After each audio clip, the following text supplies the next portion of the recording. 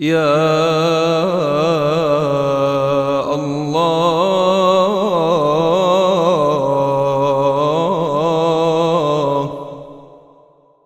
يا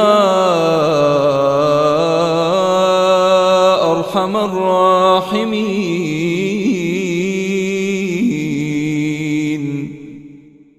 إلهنا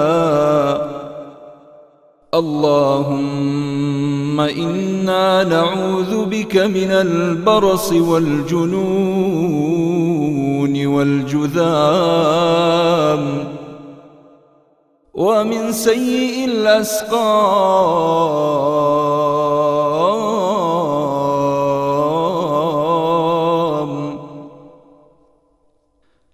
اللهم إنا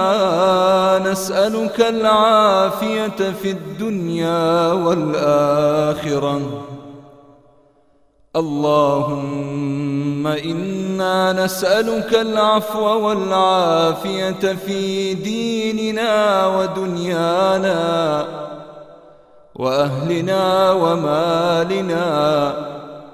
اللهم استر عوراتنا وآمن روعاتنا احفظنا يا الله اللهم احفظنا من بين أيدينا ومن خلفنا وعن أيماننا وشمائلنا يا الله اللهم إنا نعوذ بعظمتك أن نغتال من تحتنا اللهم إنا نسألك العافية في الدنيا والآخرة اللهم إنا نسألك العفو والعافية في ديننا ودنيانا وأهلنا ومالنا اللهم استر عوراتنا وآمن روعاتنا اللهم احفظنا من بين أيدينا ومن خلفنا وعن أيماننا وعن شمائلنا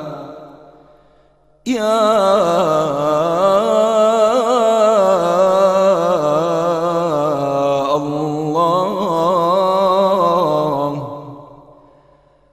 اللهم إنا نعوذ بك من البرص والجنون والجذام ومن سيء الأسقام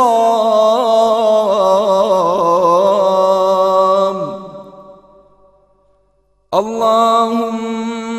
آت نفوسنا تقواها وزكها أنت خير من زكاها أنت وليها ومولاها بيدك الخير إنك على كل شيء قدير اللهم ألف بين قلوبنا وأصلح ذات بيننا واهدنا سبل السلام ونجنا من الظلمات إلى النور وجنبنا الفواحش وبارك لنا في أسماعنا وأبصارنا وقلوبنا وأزواجنا وذرياتنا وتب علينا إنك أنت التواب الرحيم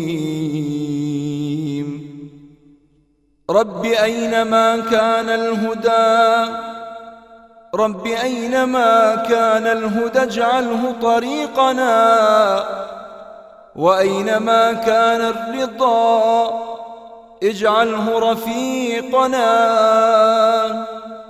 وأينما كانت السعادة اجعلها في قلوبنا. اللهم اكتب لنا تغيرا للأفضل في أنفسنا وحالنا،